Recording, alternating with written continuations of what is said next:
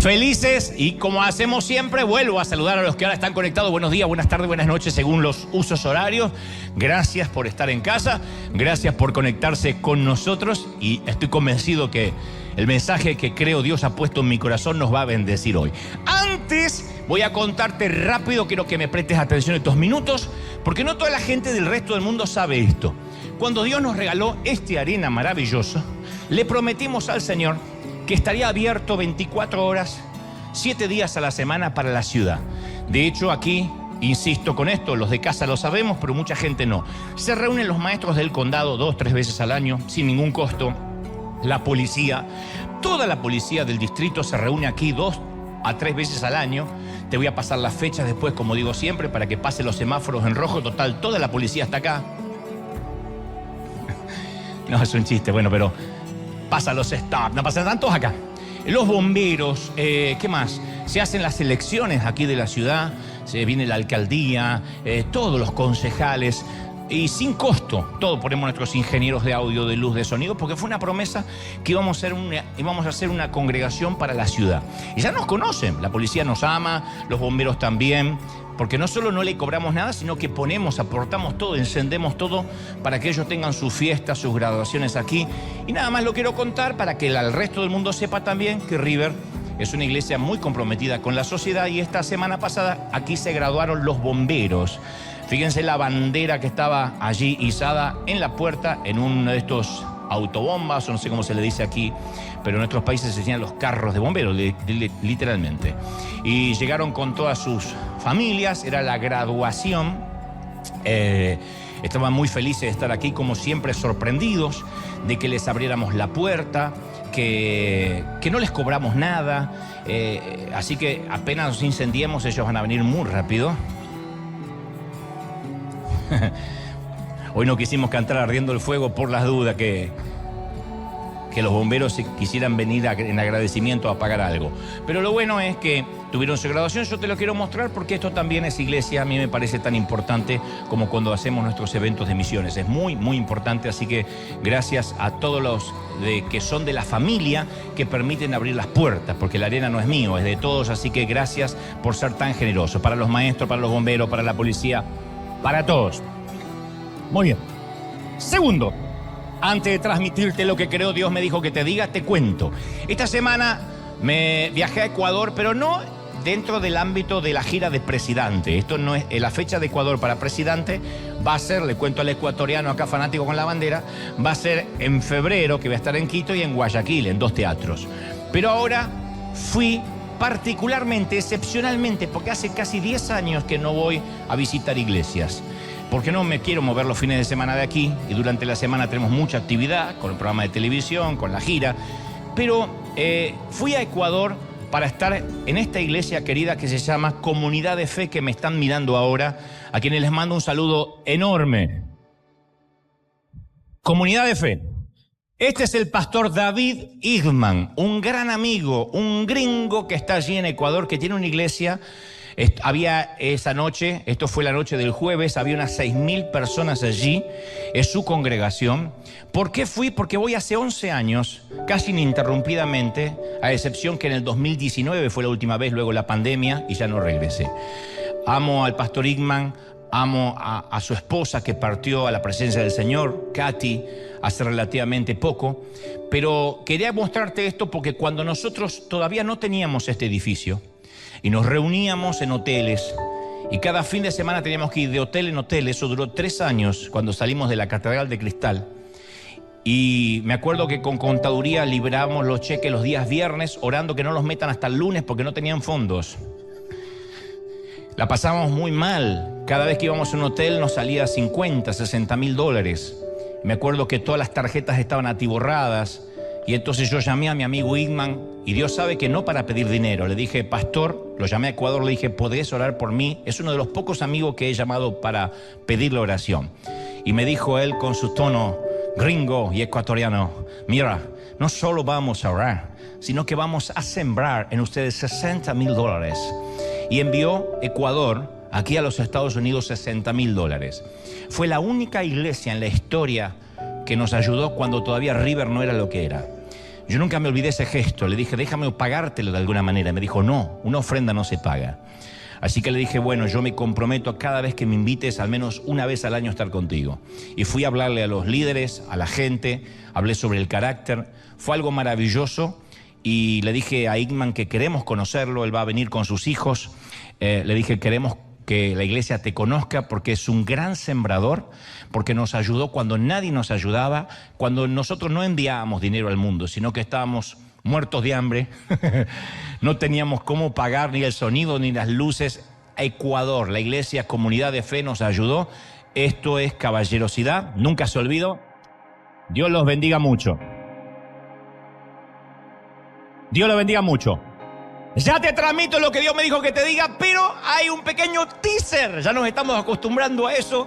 Dura creo que 40 segundos, que dicen que algunas imágenes valen más que 1000 palabras. Y como la gente de Ecuador le prometí que los iba a pasar, Comunidad de Fe, esto es un resumen chiquitito de lo que pasaba este jueves allí en la mitad del planeta. Mira.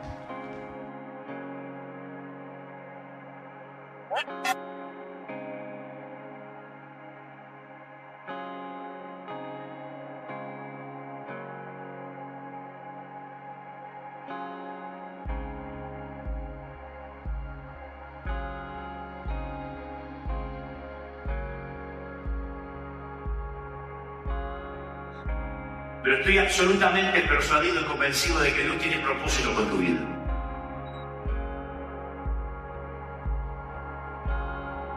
Yo no sé cómo esa gente hace para estacionar, para llegar hasta allá arriba. Es una calle pequeña que llega hasta la iglesia. Miles y miles de autos, no podíamos llegar desde el hotel, que está en tiempo regular a 15 minutos de la iglesia. Tardamos 1 hora y media en llegar, porque el tránsito en Ecuador es como Colombia, es tenaz, ¿no? Y Colombia tiene un sistema que es pico y placa, que es que en horas pico, según cómo termine la placa, pueden salir a la calle o no puede sacar ese auto. Placas que terminan en par los martes, placas que terminan impar los miércoles, y así se llama pico y placa, para que no todos los autos estén a la vez en la calle, si no es un desastre. ¿Qué hacen los colombianos? Se compran 2 autos con 2 placas diferentes. Somos hispanos, gente. Ecuador no tiene el pico y placa, pero es también tenaz. Pero fue maravilloso. Después que estuvimos allí, yo creo que hablé durante 1 hora y media. Fue realmente maravilloso y quería mandarles este saludo. Ahora sí, ¿están listos para lo que Dios nos va a dar, sí o no? Antes te cuento que ayer tengo que celebrar que nuestro equipo se fue hasta Tijuana. Lo hizo muy bien, celebramos eso. ¿Dónde está Guillermo? Subí rápido y contame. Esto fue SOS. Esto fue ir allí hasta la frontera, hasta la valla, y descubrir a toda esa gente que está intentando pasar. Vemos imágenes ya. Contame qué pasó, Guillermo. Bueno, fue increíble el día de ayer. Pudimos dar alimentos a cientos y cientos de personas. Son personas desplazadas. Tijuana está viviendo un tiempo de que están llegando muchos migrantes de todo el mundo. Hay gente, por supuesto, de Latinoamérica, Centroamérica. Hay mucha gente de Haití, hay gente de Bangladesh, gente árabe. Está llegando de todos lados del mundo. Teníamos razón, no son solo mexicanos. No. De hecho, no podíamos hablar con muchos de ellos porque no hablan ni español, ni hablan inglés. Hablan solamente haitiano o su dialecto. Y era difícil comunicarnos, pero para poder dar comida asistimos con médicos, con dentistas, corte de cabello. Le dimos actividad a los niños, un montón de actividades, y por sobre todo le dimos comida caliente que tanto están necesitando. ¿Y qué decía la gente? Me contaste también que la prensa se acercó. Estaban sorprendidos, sí, ¿no? Sí, no sé de dónde vinieron porque nadie les avisó, pero venían de Univisión, venían de la agencia F, que repartían la noticia a todo el mundo. Pero realmente estuvo excelente. Pero lo más importante, creo, pastor, de esto es sentirnos orgullosos con Pastor Rudy y Fernando, que también fueron de gran ayuda. Trabajábamos juntos. Los voluntarios que tenemos acá, quiero destacar cada uno de ustedes. Están repartidos por todos lados.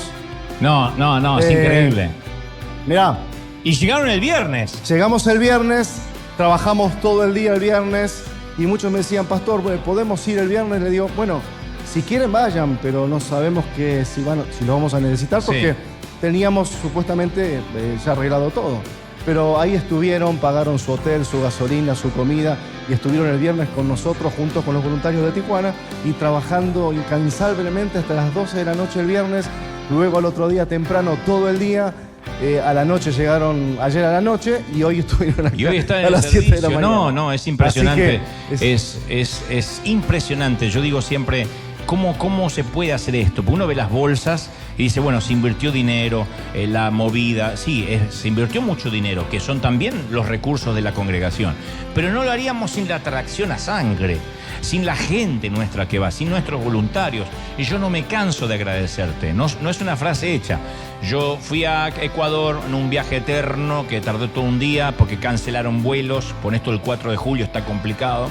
De manera que cuando estábamos viajando a Ecuador y tuvimos que cambiar de avión y llegar un día más tarde, decíamos, bueno, no es nada esto. Con nuestra gente que se está yendo a Tijuana, que duerme donde puede, que va a trabajar 12, 15 horas, que va a volver. Así que realmente nos sentimos santamente orgullosos por este equipo maravilloso. Así es. Gracias, papito. Esa celebración va para todos los voluntarios y los que hacen posible del otro lado también que sembremos, porque esto es iglesia. Ahora sí, ¿estamos listos? Digan conmigo, estoy listo. Pero antes, no, ahora sí. En Paraguay existe una ciudad llamada Cateura, que es la más pobre de ese país, situada en las afueras de Asunción. Cateura es una comunidad formada en torno a un relleno sanitario, ¿no? La mayoría de las personas, o un relleno de reciclaje, la mayoría de las personas se ganan la vida vendiendo botellas de plástico o todo aquello que puedan reciclar de la basura. Es uno de los mayores vertederos de América Latina. Y los recogedores de basura separan, venden desperdicios por algunos centavos y viven, obviamente, en la indigencia, la mayoría en la marginalidad. Y en esa pequeña ciudad de unos 25.000 habitantes existe un grupo de jóvenes que hacen música, mejor dicho, hacen instrumentos de música reciclando la basura. Y después tocan, obviamente, son realmente extraordinarios. Convierten latas en timbales, tubos de desagüe en trompetas. Ellos interpretan sonatas de Beethoven con cubetas plásticas.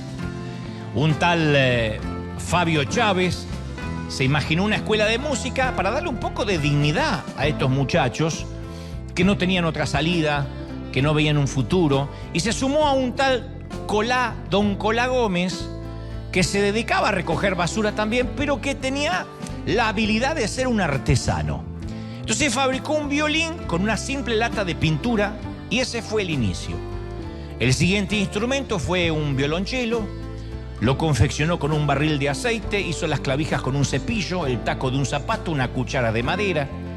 Y gracias a estos inventos, la basura y los muchachos que vivían rodeados de ella han tenido una segunda oportunidad. Desde el día que esta historia se hizo pública, han aparecido en programas de televisión, han recorrido el mundo, los han invitado de diferentes cadenas. Se llaman El Vertedero Armónica o también la Orquesta Reciclada de Cateura. La Orquesta Reciclada de Cateura. Y al ver esto, yo pensaba ayer, yo no podía dejar de pensar en la gracia de Dios, porque se me ocurrió pensar, y nadie se lo tome personal, que Dios también hace música con la chusma. Que la Orquesta de los Cielos se compone también con los músicos más improbables, más impredecibles. Pedro, la gran trompeta, negó el nombre de su maestro antes de ser el Pedro que conocemos. Pablo toca el violín, pero en una época liquidaba, se deshacía, mataba a cristianos. Y el tipo del arpa, bueno, ese es David. David el mujeriego. Y presta atención, una especial atención a una mujer que en esa orquesta típica toca la guitarra. Pero antes de presentarte a la mujer de mi historia que toca la guitarra en la orquesta improbable de Dios, yo quiero que nos ubiquemos en tiempo y espacio. En espacio, geográficamente, en Jericó. Jericó era una ciudad imponente, una gran y populosa ciudad al norte del Mar Muerto. Jericó es considerada por los arqueólogos como la ciudad más antigua del mundo, remontándose a 10.000 años antes de Cristo. Una ciudad activa, grande, famosa, una mezcla de Manhattan con Las Vegas, para que nos demos una idea. Contaba con una fluida actividad comercial gracias a su ubicación al sur del valle del río Jordán. Estaba en una ubicación estratégica, en medio de dos rutas que convergían, una ciudad fusión y una ciudad también cosmopolita, porque había gente de todas las nacionalidades. Y Jericó era parte del reino amorreo, que era grotescamente violento, depravado, protervo, disoluto, pagano. Odiaban todo lo que tenía que ver con Dios, no tenían ningún respeto por la vida humana y mucho menos por Dios. Y Josué, la mayoría conoce la historia y algunos se están enterando ahora, envía a 2 espías camuflados a esa ciudad para que se metan en la ciudad antes que ellos conquistaran Jericó, que era la promesa de Dios. Luego Josué iba a evaluar el informe de esos 2 espías y decidiría la forma en que sus ejércitos procederían. Pero antes mandó de avanzada, insisto, a 2 espías. La conquista de Jericó, tal le había prometido Dios a Josué y a su pueblo, les iba a dar a Israel un punto de apoyo, un anclaje, para después poner un pie en toda la tierra prometida. Pero esta, como dije el domingo anterior, era la ciudad prioridad, la primicia. Y como Jericó estaba fuertemente fortificada, la tarea de los espías era evaluar esas fortificaciones desde dentro, para después informarle a Josué. Entonces los 2 hombres buscarían la forma de entrar a la ciudad. La ciudad estaba completamente amurallada, pero las puertas estaban abiertas para el comercio, para los que entraban a vender, a comprar. Y ellos buscarían dónde permanecer durante la noche sin levantar sospechas, si no eran hombres muertos. Jericó era grande, insisto, los visitantes iban, venían todo el tiempo y ellos se camuflaron, creo, como comerciantes. La Biblia no dice cómo, pero para pasar desapercibidos supongo que se las arreglaron para entrar a la ciudad antes que cerraran las puertas principales durante la noche. Quizás se mezclaron, insisto, con otros viajeros a la hora pico. Y una vez dentro, el lugar ideal para el alojamiento, para no levantar sospechas, una posada, una casa misma sobre el muro. Había muchas casas sobre el muro mismo, porque desde allí, desde el muro, podían ver y evaluar las defensas de la ciudad. Y una buena manera de evitar sospechas era encontrar un sitio sórdido, donde entendieran lo que es la discreción, el cerrar la jeta, diríamos en mi país. Y es ahí donde aparece en escena la mujer de la que te hablé, que seguramente toca la guitarra en esta orquesta improbable del Señor. Y su historia ocupa el 2.º capítulo entero de Josué. Dice la Biblia en el 2.º capítulo de Josué que Josué envió 2 espías secretamente y les dijo: vayan, reconozcan la tierra en Jericó. Y ellos entraron en la casa de una ramera que se llamaba Rahab y posaron allí. Uno podría mencionar muchas cosas de Rahab. Yo, si hubiese escrito yo la Biblia, menos mal que no lo hice, no mencionaría la profesión, porque había otras cualidades de la dama. Por ejemplo, era cananea. Rahab, la cananea. Ofreció hospedaje a los espías de Josué. Rahab, la que ofreció hospedaje. Sobrevivió a la destrucción de la ciudad, te lo contaré en momentos. Fue injertada en la cultura hebrea, también te lo contaré en momentos. Así que no necesitamos remarcar su profesión. La primera vez que yo prediqué sobre esta mujer la llamé al mensaje El Hilo Rojo, que está disponible en nuestro sitio web.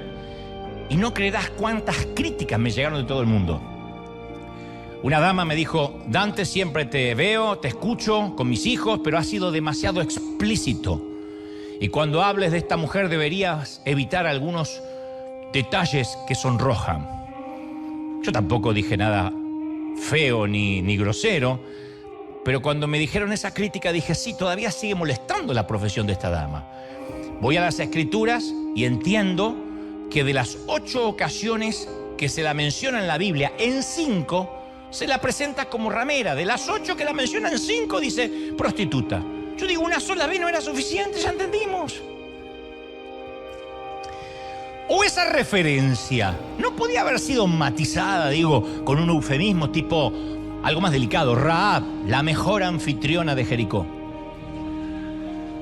Rahab, la divertida que hacía sentir bienvenido a todo el mundo. No sé, disfrazar su profesión, disimularla, enmascararla un poco para que después la podamos predicar con tranquilidad y las hermanas no se asusten.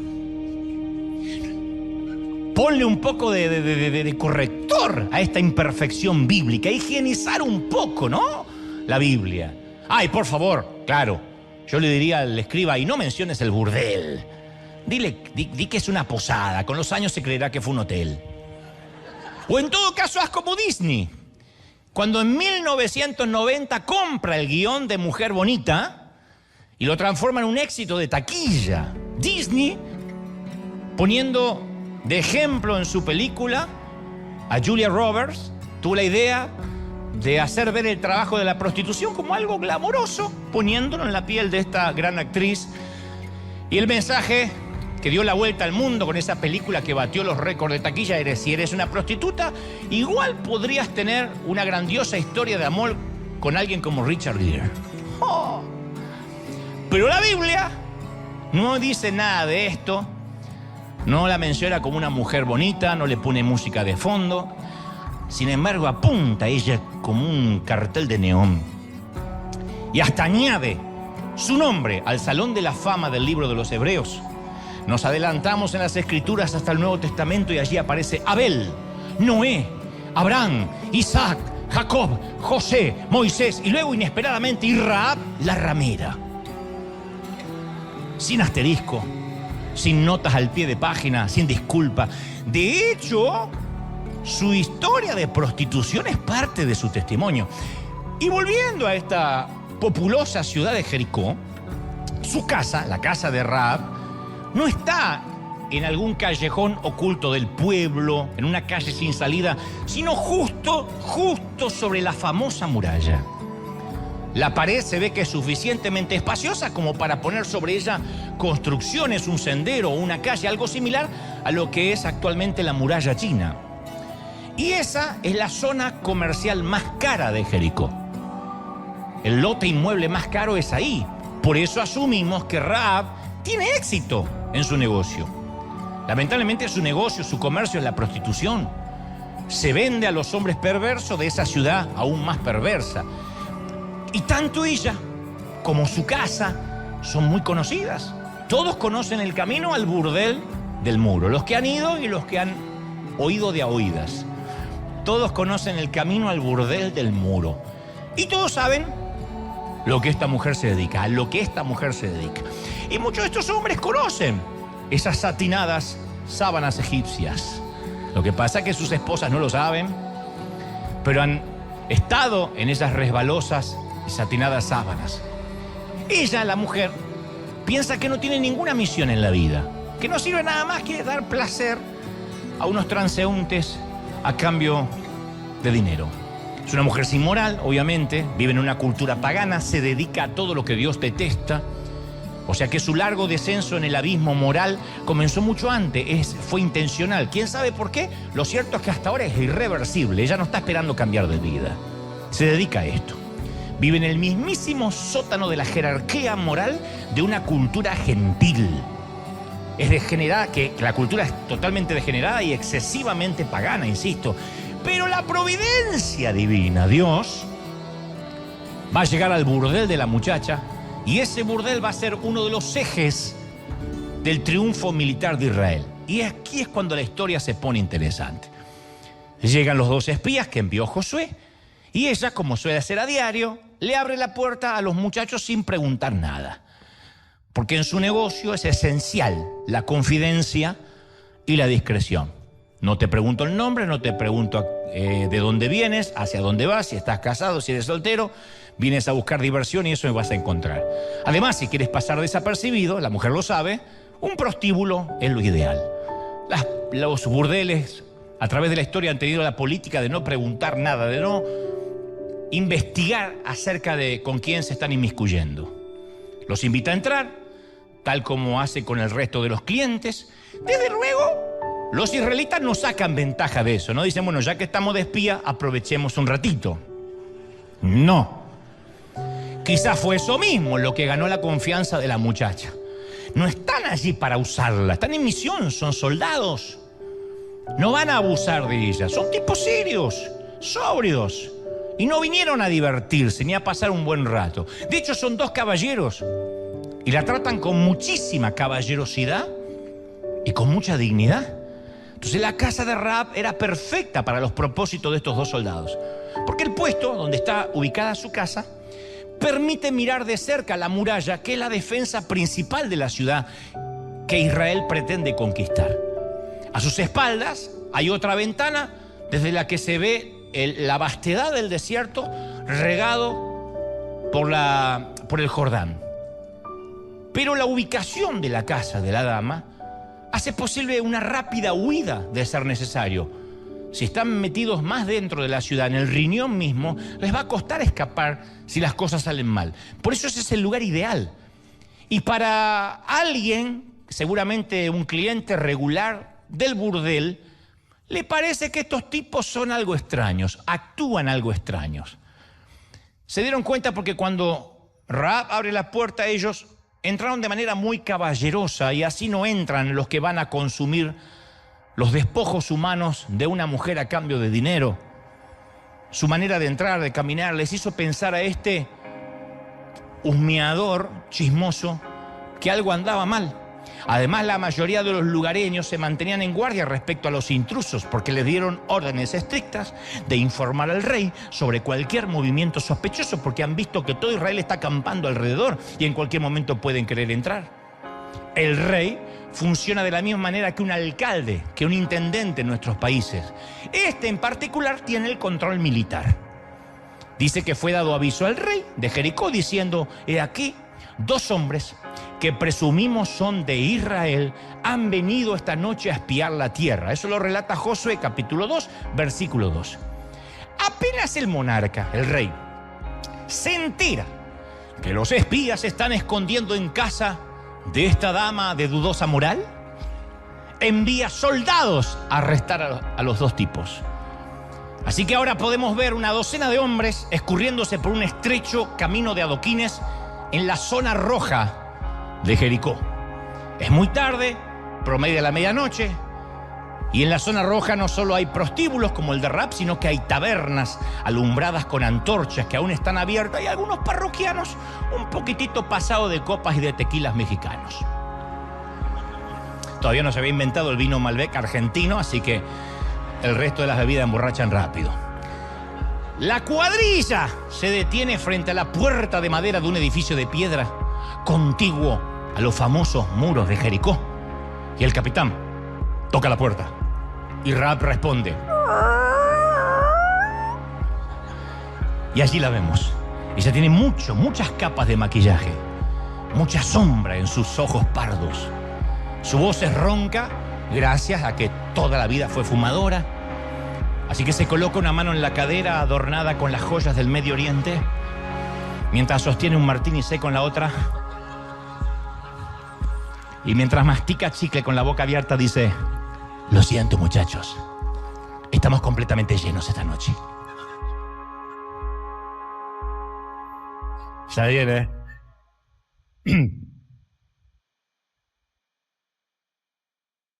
Y el capitán dice: no estamos aquí para eso. Responde bruscamente el hombre: estamos aquí por los hebreos. ¿Hebreos? Pensé que esos tipos habían venido aquí solo para divertirse. No sabía que eran hebreos. ¿No lo sabías? No hago preguntas, nene.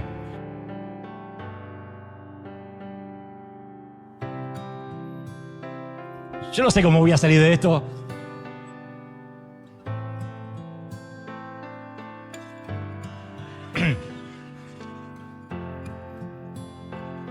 El capitán: estamos buscando a los espías. ¿Dónde están?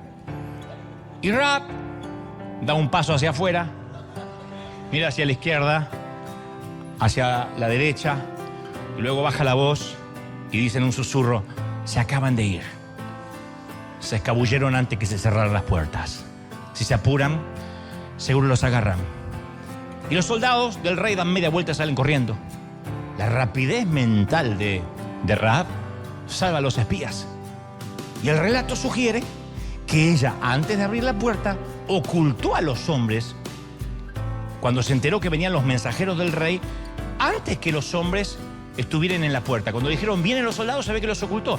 La velocidad y la ingeniosidad de su plan para esconderlos sugiere que tiene experiencia esta dama en este tipo de situaciones. Los esconde en la terraza del burdel, que dice que tenía unos manojos de lino que tenías puesto en el terrado, los tenía ahí. No es que ella esperaba a los espías. Esos manojos están allí con un propósito, en caso de que una esposa celosa viniera a buscar a uno de sus clientes. Ella garantizaba la discreción. Pero además el escondite esta vez servía para un propósito alto y santo. Entonces los mensajeros del rey registran la casa sin orden de cateo, y al no encontrar a los hombres que buscan, no se van a subir a la azotea, no se les ocurre. Se lanzan tras el rastro falso que les dio la mujer, que los lleva hasta los vados del Jordán.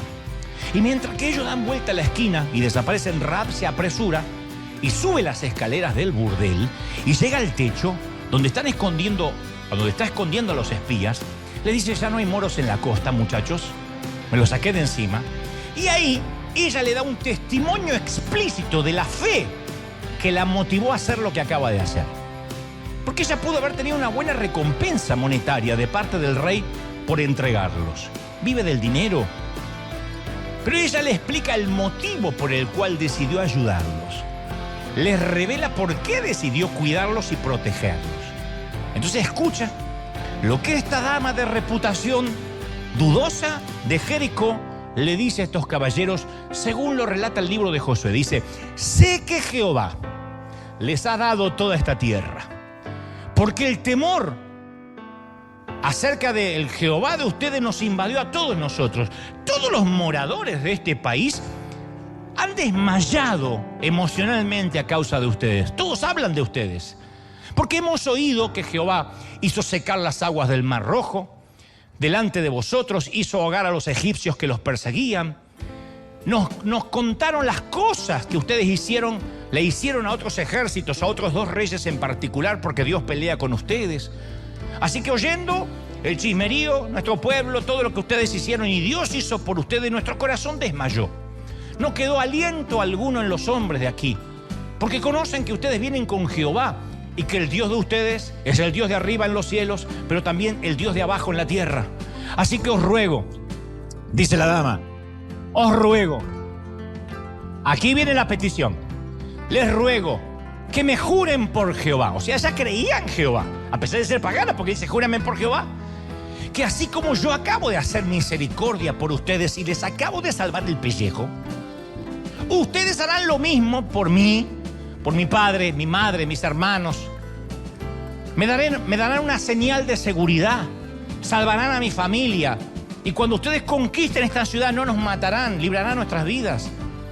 Y los caballeros responden, claro que sí, nuestra vida responderá por la tuya. Si tú no contaras nada de que estuvimos aquí, si no nos vas a denunciar, cuando Jehová nos haya dado esta tierra, nosotros haremos contigo misericordia.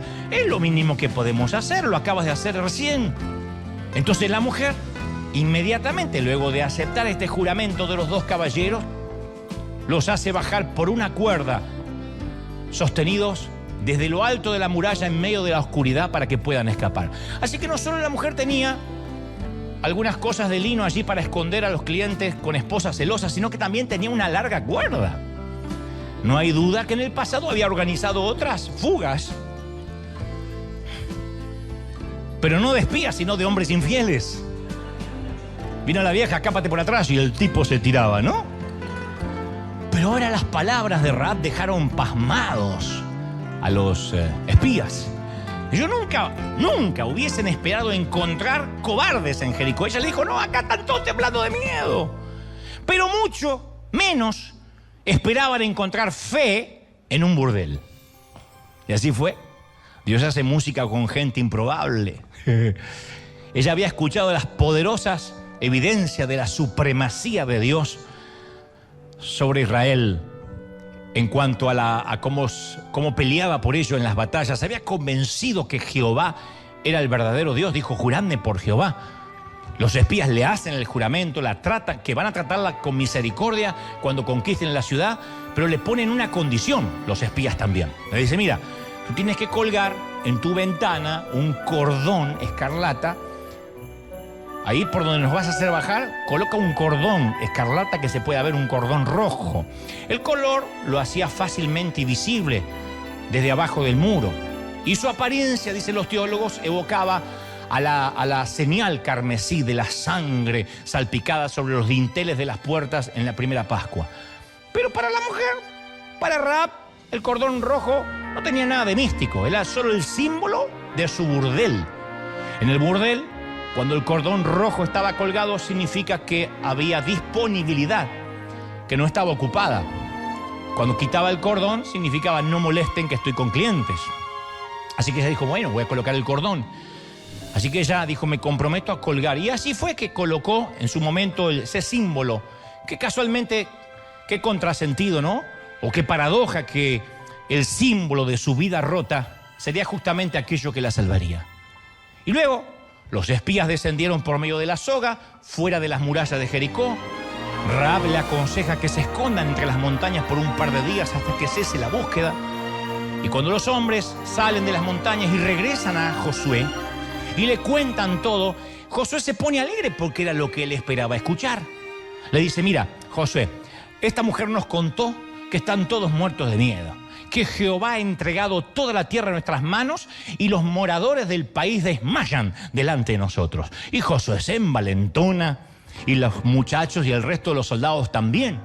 Entonces, cuando yo recuerdo esta historia maravillosa, encuentro aún más maravillosa la historia de la prostituta. Me parece magnífica y, aunque ustedes no lo crean, muy tierna. Porque al final de la historia es ella la que se salva. Y no solo eso, sino que ella salva a toda la familia. ¿Quién lo diría? No era el orgullo de sus padres, estoy convencido. No era el orgullo de sus hermanos a lo que ella se dedicaba. Sin embargo, ella es la que salva a toda la familia. De todos los reyes y personas importantes que había en Canaán, de todas las personas altamente educadas y probas, influyentes que vivían en Jericó, de todos los comerciantes y agricultores que honestamente trabajaban allí, de todas esas personas, Dios escoge hacer un pacto con una mujer rota, con una mujer cuya vida y moral están a la altura, hecha pedazos. Las prostitutas de ese tiempo, como ahora, representan el eslabón más bajo de la cadena alimentaria de la sociedad. Yo digo siempre que la palabra ofensiva del idioma castellano, la más ofensiva, no es tonto, no es imbécil, no es botarate, no es alcornoque, ni francés. Eso por el último mundial. La palabra más denigrante que alguien pueda expresar es la manera que llaman a estas mujeres. Y esa palabra resulta tan vulgar que pueden insultarte diciéndote solo que eres el hijo de una de ellas. Y ese insulto es el peor que te pueden dar si hablas en español. No obstante, a esa ramera Dios quería mostrarle su gracia. Yo digo, solo a Dios se le puede ocurrir algo tan irreverente, tan extravagante, tan exuberante. Menos mal que no le preguntaron a ningún pastor, a ningún apóstol, a ningún clérigo, que dijeron, ¿salvamos a esta? Nené? ¿De verdad? ¿La usamos? No. La reina de la debilidad de los hombres ahora estaba de rodillas ante Dios a causa de su flaqueza ante la gracia. Entonces, estos espías pudieron haberla tratado de manera vulgar, doblemente inmunda, pagana y a lo que se dedicaba, como la gentil ramera que era. Pero algo sucedió. La gracia pudo más. Y en esa tierra usurpada por un pueblo pagano, en esa ciudad dada a la idolatría, en medio de esa casa dedicada a una lujuria aberrante, Dios estaba allí derramando su cuota de gracia. La gracia había seducido a la reina de la seducción. Y Rahab salva la vida de su familia a través de la fe. Su familia fue salvada porque su semilla de fe la protegió de los enemigos. Protegió a los espías, protegió a su familia, y esa es la cosecha que recibió. Todos fueron salvos por ella. Entonces, lo que Dios hace por su familia es lo que ella hace por Israel. Ella fue elegida para cuidar el corazón de los espías, de su propia familia y de todo Israel. Cuando leo la historia no dejo de pensar, Señor, si Rahab tuvo oportunidad, no estamos lejos nosotros, ninguno de nosotros. Y este es el punto. Los cristianos tenemos un gran defecto. Nuestra memoria es tan buena que nos impide olvidar el pasado de los demás. El nuestro queremos que se entierre en lo más profundo, en el fondo del mar, pero siempre estamos sacando a la luz el pecado del otro. Dios arroja los pecados al fondo del mar, pero algunos tienen el ministerio del buceo. Y van a buscar pecados ajenos. De hecho, a Rahab nosotros la recordamos como la prostituta. Y yo pregunto, ¿qué nos da ese derecho? Pregunto. Ustedes dirán, pero está en las escrituras. Sí, pero ¿qué nos da el derecho? Yo imagínate que después de tu tropiezo, yo sé que acá no tropiezan, tropieza el otro servicio, acá vienen justo todos los santos, pero imagínate que tropezaras, ¿no? Te equivocaras y la gracia te alcanza y te perdona una y otra vez. Pero nosotros aquí la forma de identificarte es agregar a tu nombre un adjetivo similar al de Rahab, solo porque eso era lo que eras antes de que el Señor te perdonara. Bienvenida, Alicia, la chismosa. Oh, mi hermano Orlando, el lujurioso, el divinidoso y pornógrafo, Dios te bendiga. Silvia, la ninfómana, la calenturienta, gloria al Señor. Espero que no haya ninguna que llame así y que tenga ese adjetivo, ¿no? Porque si no es profecía, palabra de ciencia. Vino Antonio el mentiroso, Patricia la loquita está. Bienvenido Juan el drogadicto. ¡Qué feo! ¡Qué feo que nos pusieran el adjetivo de aquello a lo que nos dedicáramos antes de conocer al Señor, o aquello que nos identificaba antes de encontrarnos con la cruz! Entonces yo digo, lo que derribó los enormes muros de Jericó no fueron las 13 vueltas aburridas del pueblo de Israel. Lo que destruyó a Jericó no fue el grito desaforado de las millones de personas que estaban afuera, ni el toque desafinado de los sacerdotes con sus shofares. No fue el...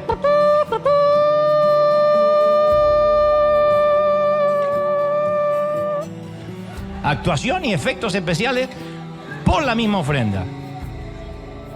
Lo que derribó los muros de la ciudad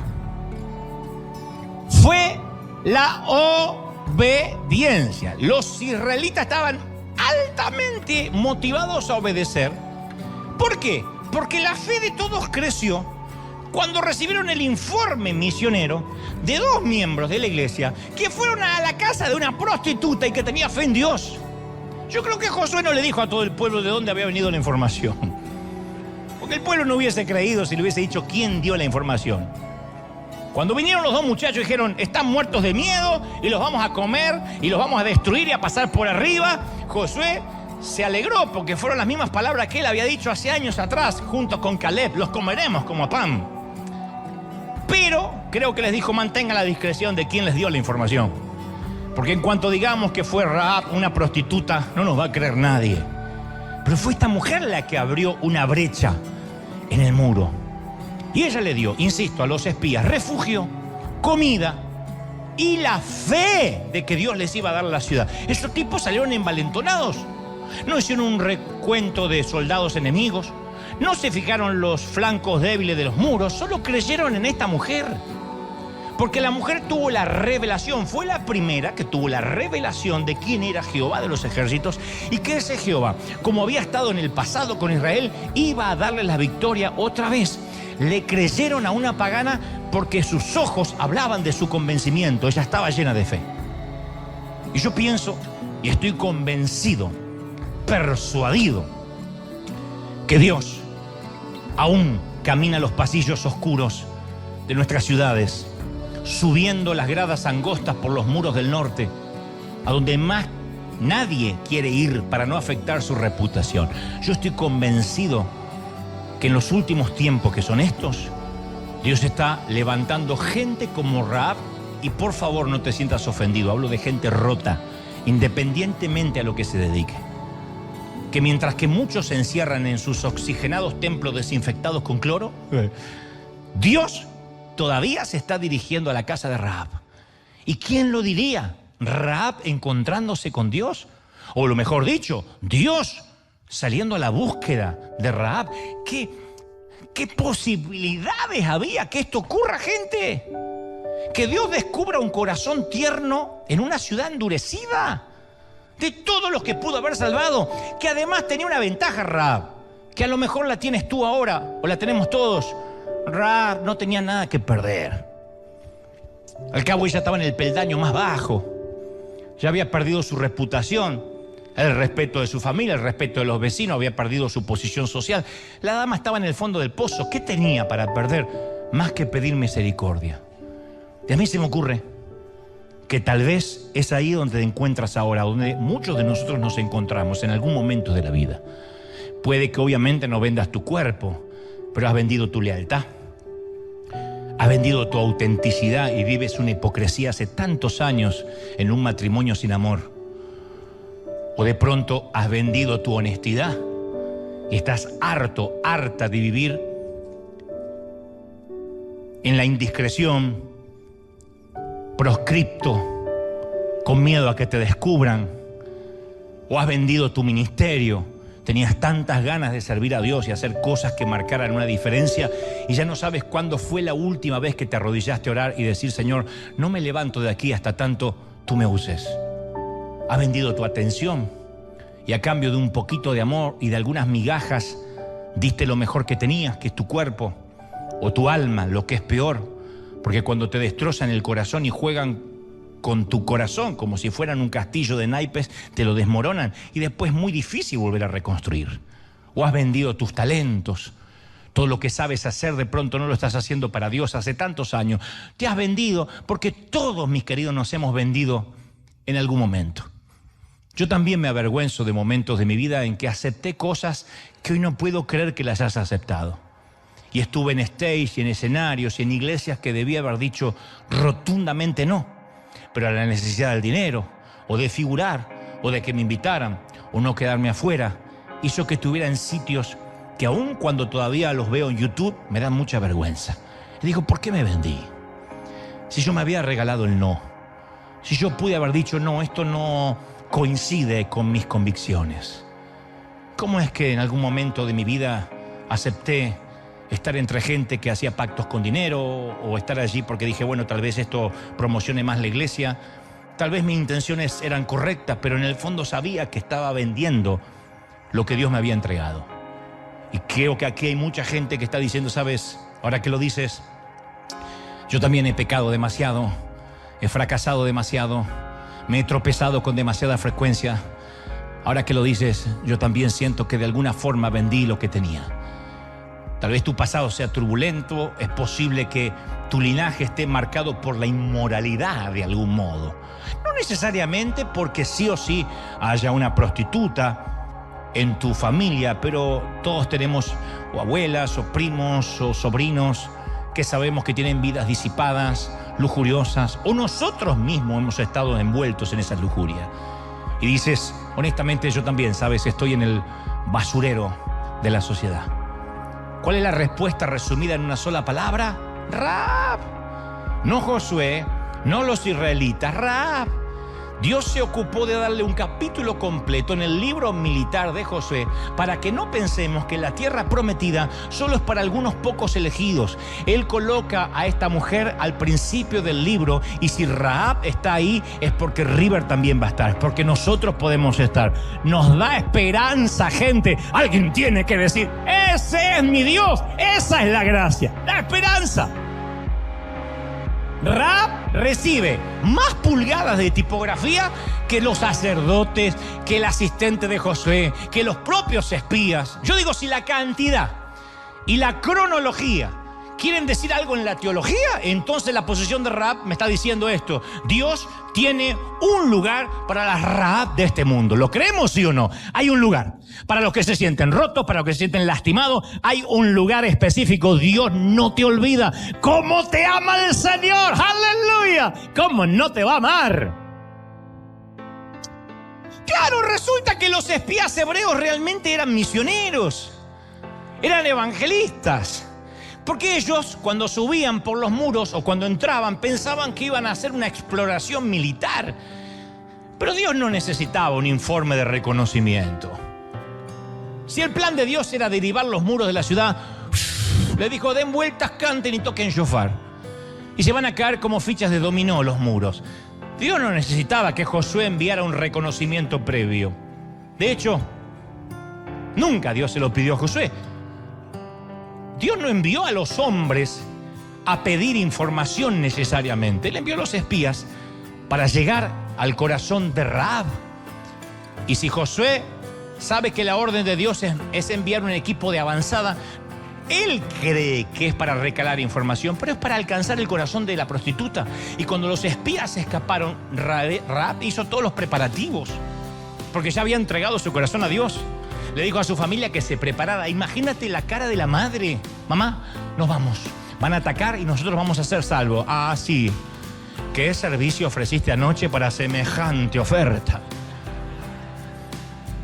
Ella se mantuvo atenta. Estoy seguro que chequeó 1000 veces si el cordón grana estaba allí, si estaba bien atado en su ventana. Y cuando entran los hebreos, ¡ataque! ¡Por Esparta! Ah, no, por Israel. Los muros cayeron. Cuando el resto de la ciudad pereció, Rahab y su familia sobrevivieron. La única casita que no tocaron, yo creo que todo el mundo se cayó, menos esa partecita donde estaba la casita con el cordón grana. Sobrevivió el burdel de la ciudad. El burdel del muro sobrevivió. Dice Hebreos 11:31, más allá en el Nuevo Testamento, por la fe de Rahab la ramera, no murió, no pereció. El testimonio se mantuvo a través de los siglos. Su profesión de fe importó más que su profesión de acompañante de hombres pasajeros. Y después de la destrucción de Jericó, Rahab vivió con los israelitas, se fue a vivir con ellos. Ustedes dirán, ¿y qué pasó con ella? Se fue a vivir con los israelitas, porque algunos me están mirando, ¿y qué pasó? Los que tienen menos Biblia que una mezquita. Después me critican en las redes y dicen, yo veo a tu gente con Biblia, pero por lo menos présteme atención para que después lo encuentre. Esta dama se enamora de un varón de la tribu de Judá. Se va a vivir, es pagana, pero se va a vivir con los israelitas, la rescatan, le perdonan la vida. A mí me gusta pensar, los teólogos no coinciden, pero a mí me gusta pensar, ¿por qué no? Tampoco la Biblia dice que no, que se enamoró de uno de los 2 espías. Que fue amor a primera vista. Eso es una buena historia romántica, ¿eh? Disney compraría esto. Que cuando uno de los 2 espías, porque dice la Biblia que uno era hebreo y el otro era muy seductor, galán, el otro se presume que fue el primer argentino de la historia. Hola, nena, buscamos información. Muy Richard Gere, el tipo le dice.